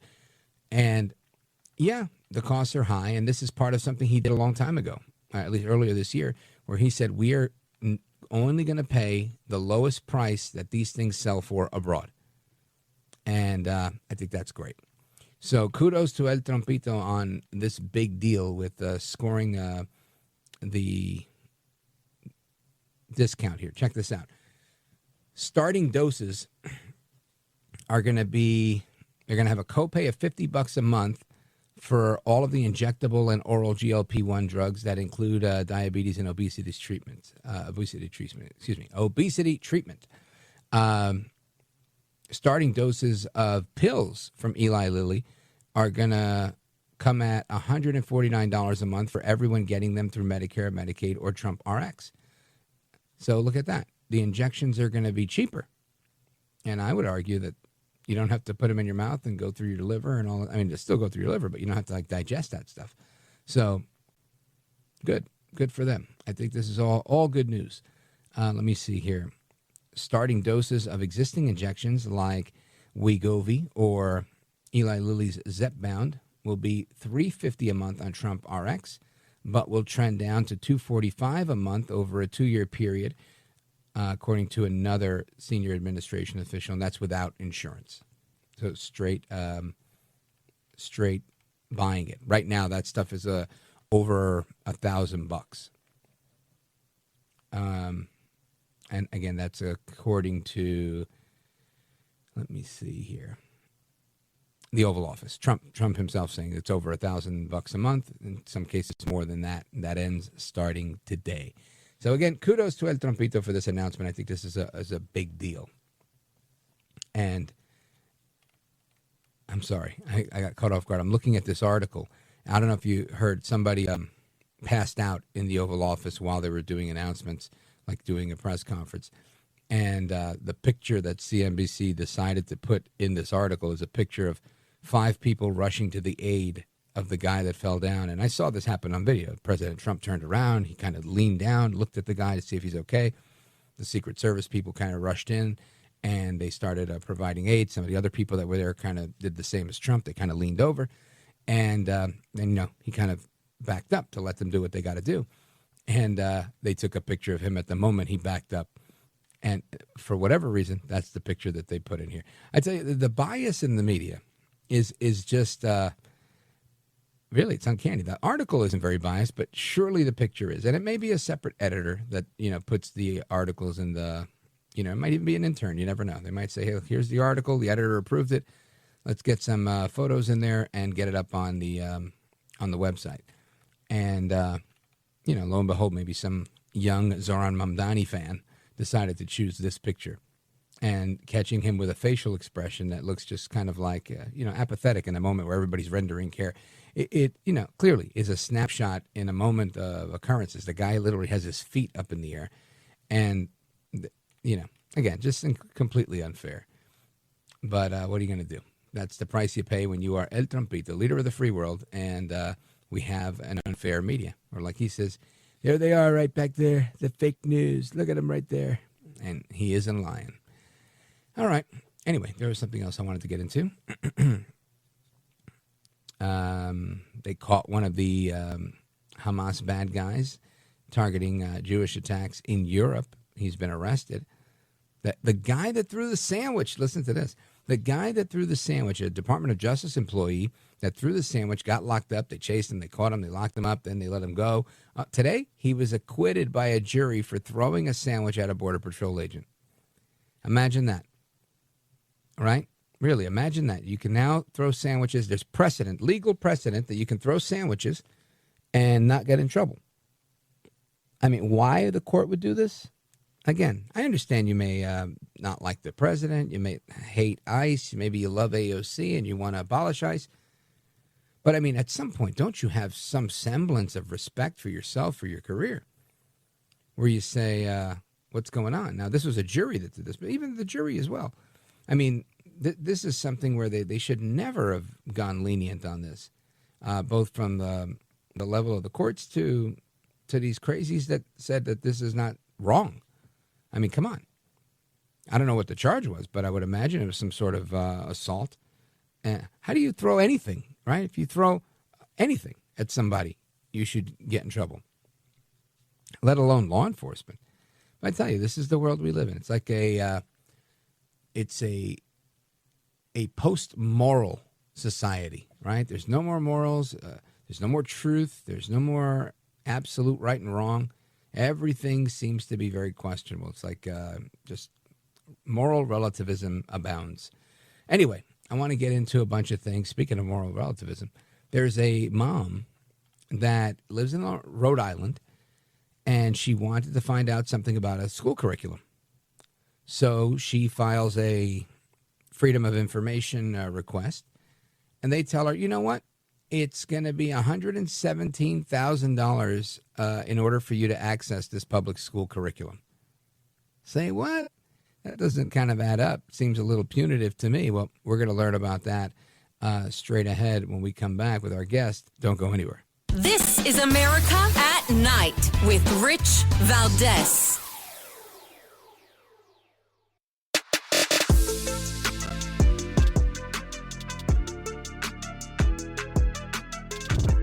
Big fan. Your impact is really big. Honored to be here. This is America at Night with Rich Valdés. All right, America, welcome back. It's Rich Valdés keeping you company tonight. Again, we're going to get to your calls momentarily. 833-4825-337, 833-4-VALDEZ.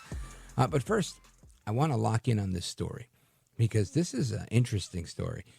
Rhode Island parent wants to find out what's going on with a curriculum for a teacher who was celebrating the assassination of Charlie Kirk, and files a records request and is met with this large cost estimate that clearly is prohibitive and flies in the face of people really having access to public records and, transparency, to say the least. So she's here to talk about what that process was like and what her next steps are going to be. Nicole Solas, welcome. Hi, thanks for having me on. My pleasure. So tell us the story from the beginning. What happened? What sparked this need for you to file this request? What was the initial incident? Sure. There were parents in the Barrington School District in Rhode Island who had found a teacher who posted public videos on his TikTok account of him celebrating the murder of Charlie Kirk. And he said some really terrible things, celebrated his murder. He also posted videos where he was degrading Republican parents. So this was not a guy that parents were very happy about teaching their kids. And because I have been involved with public records requests for the past 4 or 5 years, these parents contacted me and wanted me to expose the video. And after I did that, I then requested his curriculum. There was also a student who had publicly accused him of political indoctrination. She said that he pressured her to change her point of view on transgender sports. She also said that he taught students that modern-day Republicans would support slavery. So it sounded like this was more than just his TikTok videos. He's a social studies teacher. We have these students that are saying this is happening, and so I wanted to see what was going on in the curriculum. And when I do get the curriculum, of course, I'm going to give it to these Barrington parents so they can finally see what's actually been going on in this class of this teacher who's now on paid leave. The school is investigating his social media. However, I've been saying that they should be investigating his whole curriculum because they have these accusations, and it's pretty likely that if he's this radical on his TikTok, then his radical political positions may be in the classroom as well. And I believe the student who said that they were.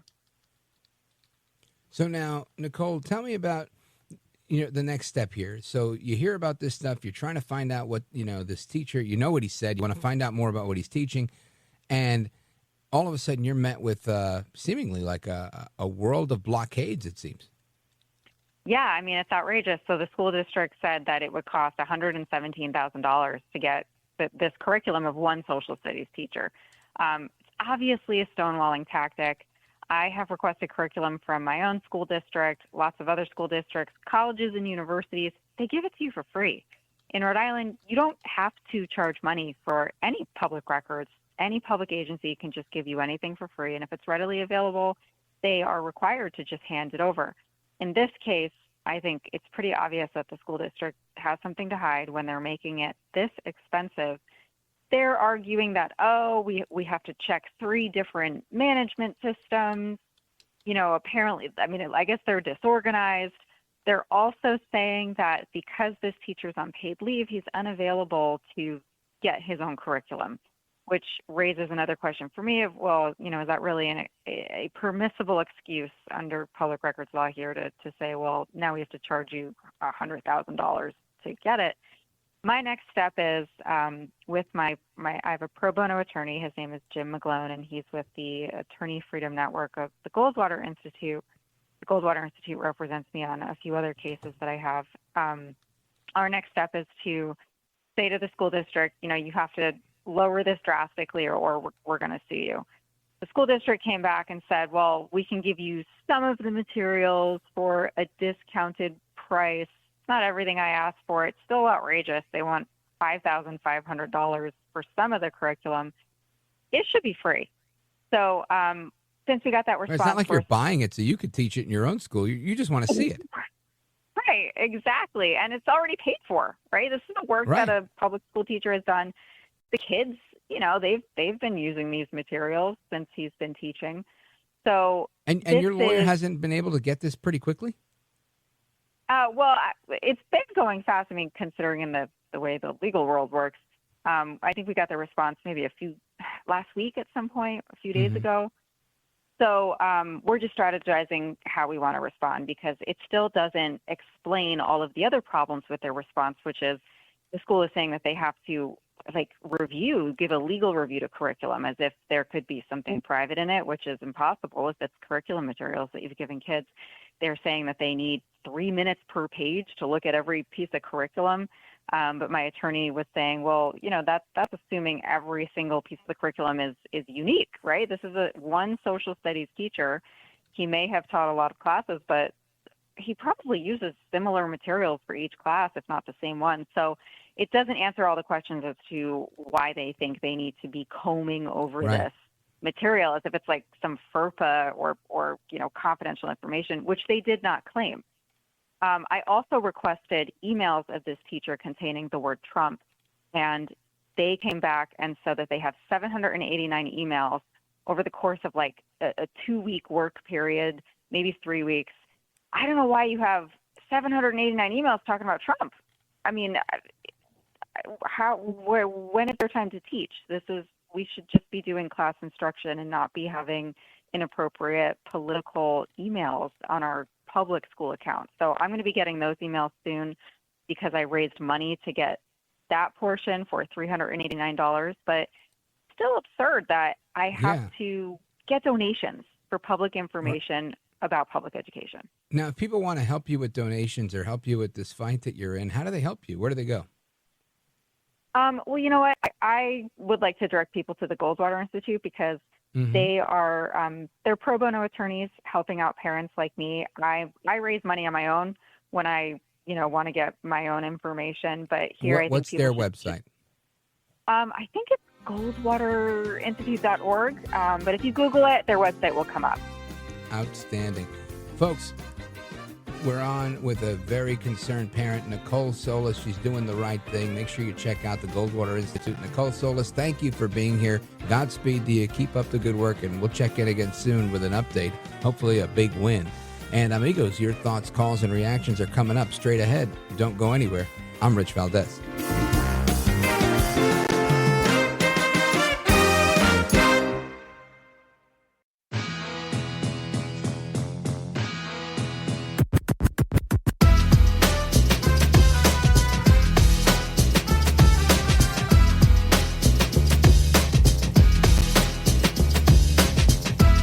You're educating America, and you are giving us an opportunity to speak freely. That's why I love this station, and I love your show. America at Night with Rich Valdés.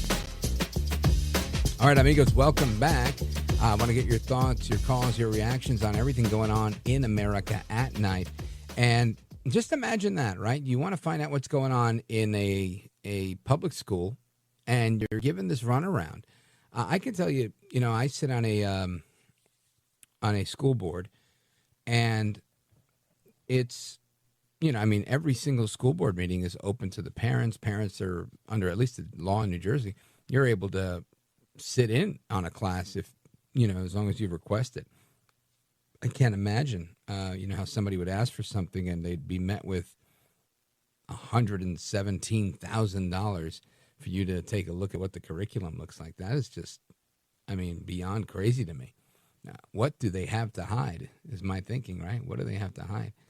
Anyway, I want to get your thoughts, calls, and reactions on everything going on in America at night. We've talked about the revocation of visas, the Department of State. We've talked about the election of Zoran Mamdani. We've talked about the government shutdown a little bit. And of course, this lack of transparency pushing parents out of the classroom. Let's hit the phones. I want to go to Bill calling us from Jefferson City, Missouri, KTTR. Bill, you are our unofficial historian on the show. How are you, sir?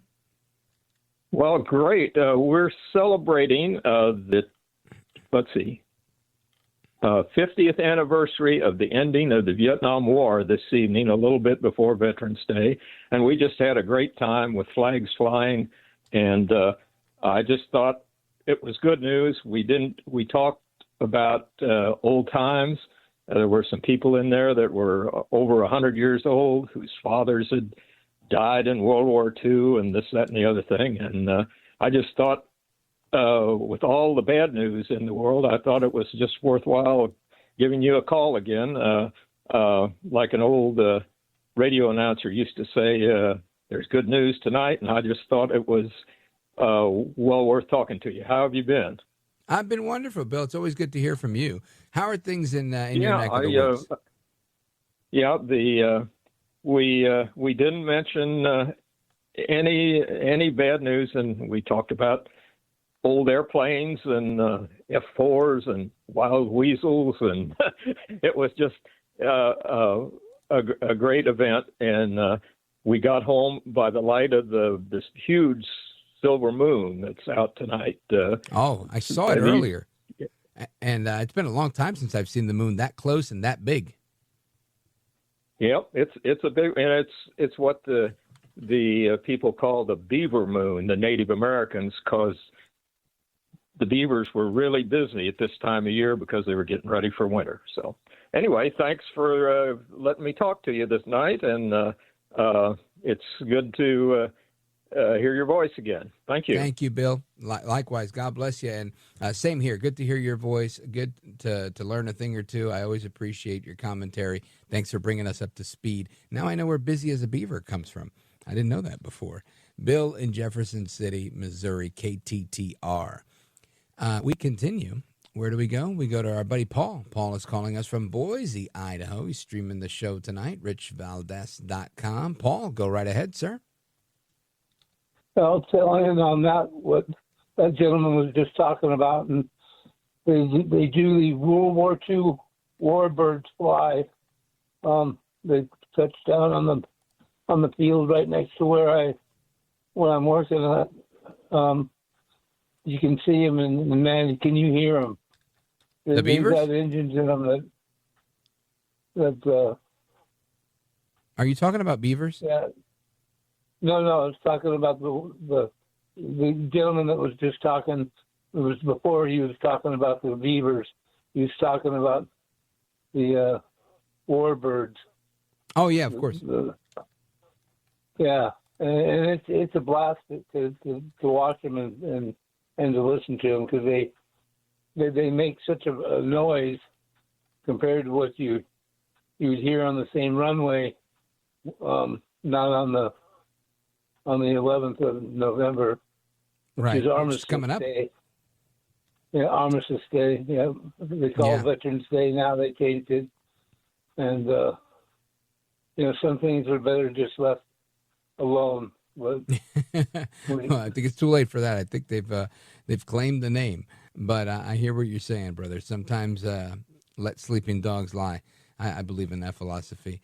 Paul, thank you for the call, my brother. And, by the way, did you want to say something about the visas or the revocation of the green card? No, I missed that. What did you say? The note here said you wanted to talk about that. No, it's all good. No problem, Paul. Thank you for your call. I appreciate it. Where do we go now? David, San Francisco, KSFO. Go right ahead, sir. Oh, thanks, Rich. Good to hear from Missouri. I'm originally from St. Louis, and my father was going to take me to Canada if my number came up on the Vietnam rolls. And luckily enough, General Hershey resigned on my birthday, so I was lucky enough to avoid that. But from a proud anti-war activist, yeah, good to hear that war finally ended. What I was interested in, though, is the fake conservative Trump. If you know about SNAP economics, almost every congressional district in America doesn't get back equal the amount that they put in on April 15th. But SNAP is a way of actually bringing money back into the county in a small way. Even the poorest person can bring money into the county or into the zip code or into the region by filing for SNAP. That's federal money. And for every $1 that comes in, it turns into a minimum. Well, it used to be $1.87, and it was $1.87 from a long times ago, maybe 75 years. But under Trump's administration, the first time, he brought it down to $1.50. So somehow or another, he stole 30 cents from people, but from those counties. But it still does bring money into those counties. And so for him to not only stop SNAP, but then to play games with it, to say, oh, you're only going to get 65%. Well, there's your 30 cents. That $1.50 is now gone. It's maybe equal $1 for $1. So Donald Trump, if you've ever looked at his history, he was famous for never paying debts. The window washers wouldn't get paid, the doorman wouldn't get paid, the plumbers wouldn't get paid, and they would have to sue him and sue him and sue him, and they'd have to settle for 30%. And so when you start hearing about a court order that says pay up, another court order says pay up, and another court order says pay up, and he still won't do it, he's starving the country, and he's starving it of the taxes that they paid in. Well, who said he's not going to do it? Well, he's already said many times, and he's still now trying to. I think the headlines. No, let's be fair. I gave you plenty of time. Look, the judge McConnell, he issued the ruling today. I mean, a few hours ago, 6 hours ago.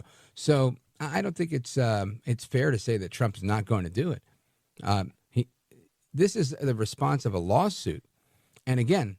It may or may not go, right? He's going to make this payment, I'm sure, based on that, but he's going to probably appeal the ruling because this is not an executive decision, right? This isn't something that the federal government doesn't want to do. This is now the 65% stuff. This is partial funding of the program from contingency funds that they're trying to cover, right? This is a congressional appropriation. So when President Trump says, hey, look, we're going to try and partially fund the program using $400 or $4.65 billion that they have in contingency funding, that covers 65% of the benefits. This is him trying to find a workaround through the Department of Agriculture because of the failure of the Democrats in Congress. So to say that he's trying to steal or make, these assertions that are really just kind of asinine, that, he was infamous for not paying bills when, I mean, really what Trump is famous for is building a majority of the New York skyline for, just being a mega mogul. So I don't know. I guess we've grown up in different places. You grew up in California. I grew up in New York and have a very different opinion of Trump and what it was like watching him as a young billionaire and now as president of the United States. Not too shabby for a guy from Queens. Thanks for the call, brother. I'm coming right back. This is America at Night with Rich Valdés.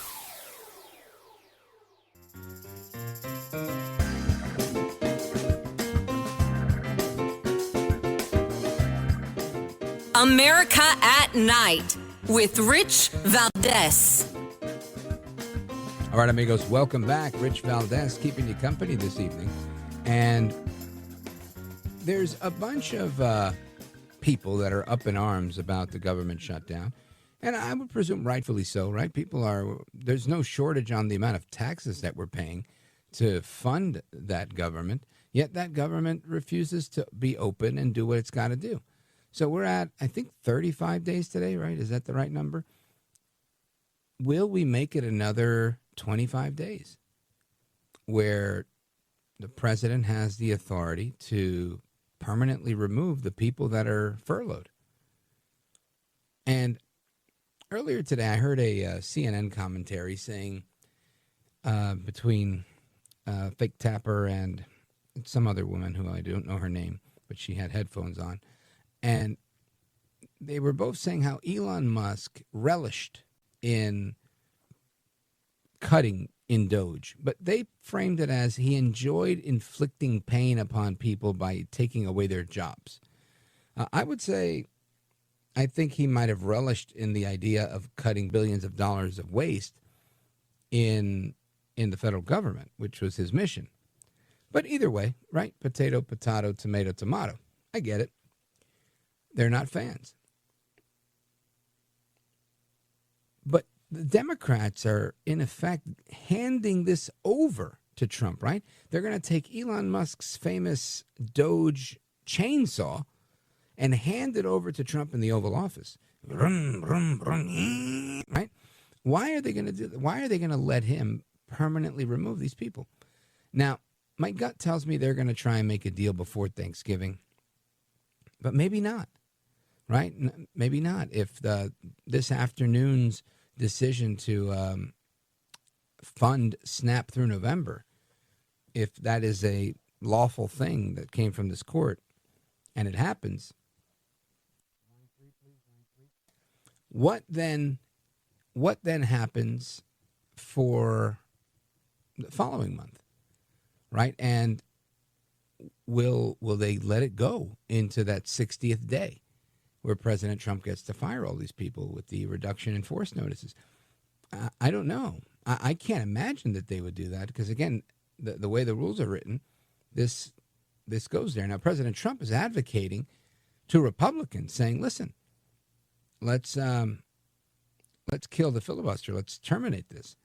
And I don't know that everybody's on board with that entirely yet, but I'm curious to see what happens. I know that something has to give because ultimately we don't own the media, right? And the media is largely, I'm going to use the word owned in air quotes, by the left. And they will continue to shape this narrative going into Thanksgiving and going into Christmas and all that, and trying to paint this as President Trump's doing, when in fact it's really Chuck Schumer's doing. So I'm really curious to see how this pans out. I would love to see the Democrats fold, but they've made it clear. They've got their leverage, and they are holding the American people hostage, in particular the most vulnerable in this particular instance. They're going to hold them hostage and extort them in order to get what they want. And that's a real shame. Anyway, let's go to Joe in Salem, Arkansas, KSAR. Joe, go right ahead. Yeah, Rich, thanks. I could go on and on, but I'm going to mention two things. The penny. You know that lady from Joplin, she's right. Everybody needs to read the Constitution. And I think that anybody running for office needs to pass at least 60% on a test of their knowledge of the Constitution before they can even take office. Not a religious test, but a constitutional one. Now, on that penny, Article 1, Section 8, that's Congress, has the power to set coin money and regulate the value therein. He cannot stop the most important piece of the decimal system our forefathers set up. And that's causing problems already in the Commerce Department of grocery stores and such. The banks are out of pennies already. But, the thing is, Congress, the Coinage Act of 1792 has not been amended or repealed. And we've had these attempts at destroying our monetary system by the Federal Reserve with Roosevelt, get rid of the gold standard for the bills. And then Kennedy got shot in the head because he wouldn't sign the 65 Coinage Act. He was really sincere to his oath. Now, President Trump, He did take the oath to execute the laws of the United States, one of them being the Coinage Act. It needs to be re-implemented and get rid of all this crypto stuff. I know you like it, but it's not going to help things when they're going to a digital money system. And now the tariff thing. Well, I gotta say, Joe, how do you stay in an analog money system when the entire world has gone digital? Well, they don't have to go digital. There's lots of people like the Amish down the road, 30 families. The Amish don't run banks all over the world. They don't even go in a bank. They don't even know what a coin roller is. Right, so they're clearly a minority. But the banks all over the world, they're on a digital system. And the majority of the money moving around the world moves through this system. So how could we remain competitive or even involved if we don't participate in that? Well, maybe we need to obey the counsel and wisdom of George Washington and stay out of all these foreign involvements. You know, we're going to have to go back to being more independent of the digital system.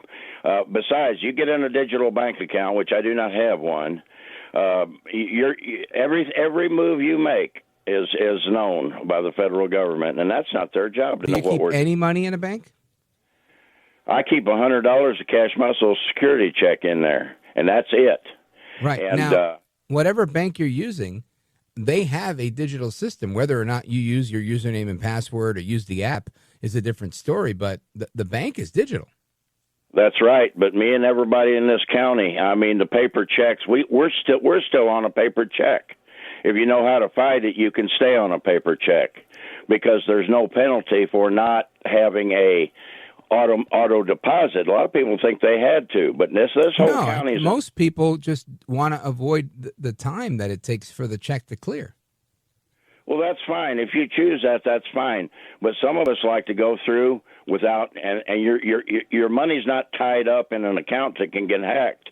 Now, we've got people at this bank getting hacked for checking, savings. Oh, Snap, by the way, that was a big problem. It got hacked, too, before this new problem. But the thing is, you can go through when you decide to go to town, cash your check, go pay in cash. Everybody likes cash in the Mid-South.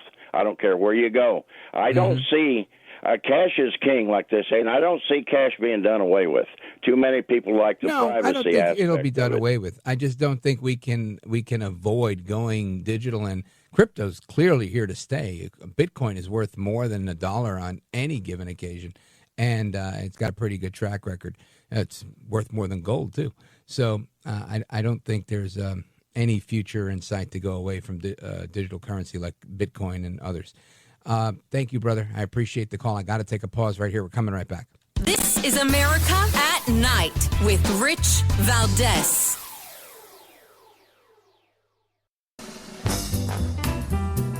All right, to the phones we go. Let's go to Justin, Cumberland, Maryland. WCBC. Justin, go right ahead. You're on with Rich Valdés. Yes, sir. How you doing tonight? Wonderful, thanks. You got 20 seconds. Oh, okay. I just wanted to make the point. Sometimes you separate, Jews being treated good or bad and Mexicans being treated bad. But I'd like to go back to where there was no racial tension on skin color, where the Irish and the Celtics were hung, burned, dragged to death, beat to death, and they were just along with the other white boys. The problem is, we have a country where we have everything. Justin, I'm sorry. The call is getting garbled. Maybe you could give us a call on a better line. I appreciate the call. Cumberland, Maryland, WCBC. Amigos, Rich Valdés. Hasta la próxima. Take care and God bless.